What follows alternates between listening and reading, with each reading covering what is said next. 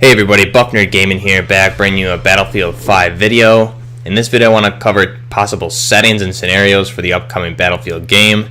In this video we're going to cover an alternative Cold War setting, which would take place in 1989, at the height of the Cold War, before the collapse of the Soviet Union. So, first off, the footage that you're seeing in the background is from Massive Entertainment's 2007 PC game, World in Conflict.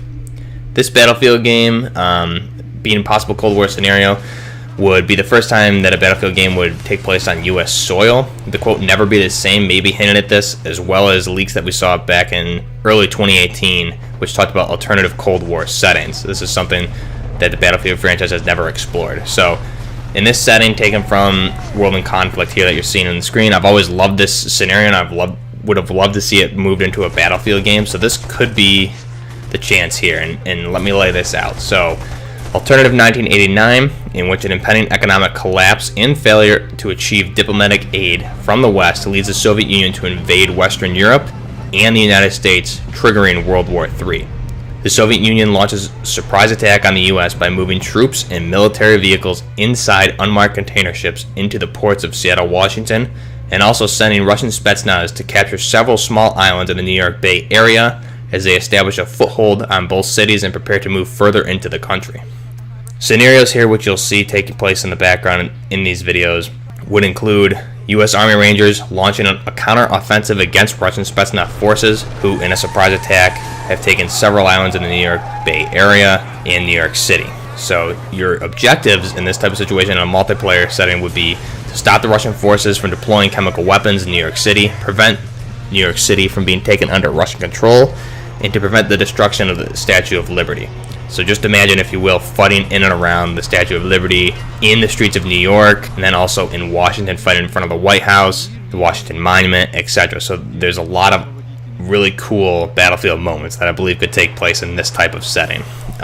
So in the Battle of New York, we'll call it the Chinook, CH-47s and Sikorsky CH-53s, which are transport helicopters, would move the troops through the streets of New York to deploy on the New York Bay Area on these islands that the Russian Spetsnaz have taken.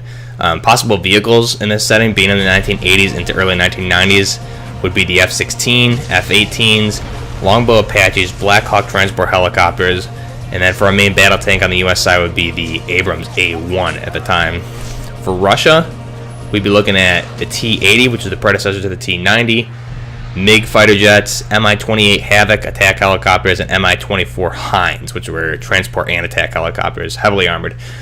These are iconic vehicles for the U.S. and Russian forces in the Cold War, and really throughout history. These are iconic vehicles. So for multiple theaters of war, which is something that was discussed on the Battlefield blog, which has led a lot of people to conclude that it is indeed a World War II setting, I think this scenario would counter that. So multiple theaters of war in this alternative Cold War setting would take place in the United States, Russia, Germany, France, as well as the Soviet Union moving through Europe and France into the United States. So you would be able to cover multiple theaters of war here that we've never seen before in a Battlefield game, or really in any multiplayer FPS game to my knowledge. This scenario would pin the United States and NATO forces against the Soviet Union at the height of the Cold War in 1989, after decades of building and stockpiling military equipment since the 50s, when the Cold War began, right after World War II, when the Korean War started in the 1950s. So after decades of stockpiling,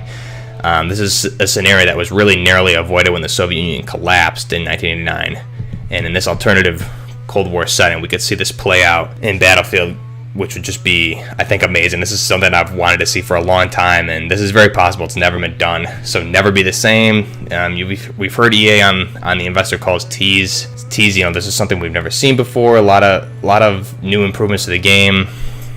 This could be the scenario that we're looking at. Nobody saw Battlefield 1's World War I setting in 2016. No one saw that coming. It was a complete 180. You know, we had Battlefield 4 in 2013, which was released in a modern setting, or modern-ish. It was slightly in the future. Then you go right to World War I. We won't count Battlefield Hardline, because that was not really a Battlefield game as far as I'm concerned. But so World War I. Now where do we go from here? This alternative Cold War setting would be another 180, and I think it's something nobody would expect, but everybody would love. So we've also, for multiplayer operations returning operations is a big part of Battlefield 1 now. Imagine operations moving through New York, Washington, Pennsylvania into the Midwest, California, etc. Operations going state to state, key locations would just be amazing. And then also for war stories for the single player in the Battlefield blog, that was confirmed to be returning.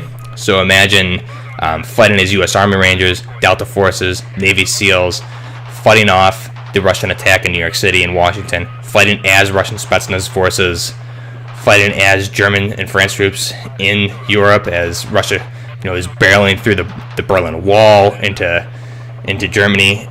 I think this is something that would create a game on an epic scale that no one would have seen coming. Customization for this game would also, let's look at multiplayer. The customization in Battlefield 1 was lacking, in my opinion, compared to Battlefield 4. Customization here, you would be able to online, we've been talking about the loot crate system. So what can you do with the loot crate system is you can release cosmetic changes, which we're seeing with things like PUBG. Star Wars Battlefront 2 now is using it basically for cosmetic, and Fortnite is doing this very well also. So what would be possible customizations would be character customization, something that Battlefield has been lacking. You've been able to change your outfit, but that's really it in the previous titles. So character customization as far as different troops. So if I wanted to be a Navy SEAL, a Delta operator, regular Russian military versus Spetsnaz, this is something that you could grind to unlock and put this on a tier scale, which we would see with weapons in the past, like unlocking a Spetsnaz soldier, and you'd get the Spetsnaz AK-74M weapon, and then it'd just be another tier to unlock as you grind through to the top rank. And then this could also be behind a paywall, so there's just cosmetic changes, and there's no advantage that you're getting from this besides a new weapon that everybody will have the ability to unlock eventually, whether you pay for it or grind through.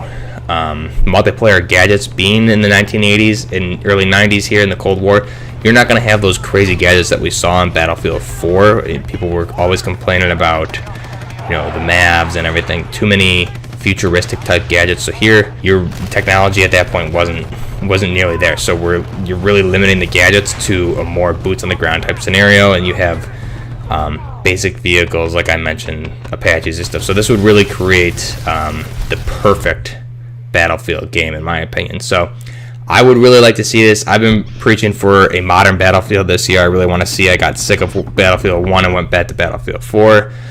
Battlefield in this alternative Cold War setting would be amazing that I just laid out, and the footage in the background, I believe if you can take that footage, I know it's old, but imagine that into a Battlefield game, I think you got a recipe for success right there. So let me know what you think. I want to hear your thoughts on this video. What do you want to see in this Battlefield 2018 coming up, Battlefield 5? Let me know what you think. What you want to see do you want to see World War II? Do you want to see modern? Do you want to see Vietnam, Korea, or do you want to see something like this in a Cold War setting? All right, so until then, leave a like, leave a subscribe, and I'll talk to you later, guys. Thanks. Bye.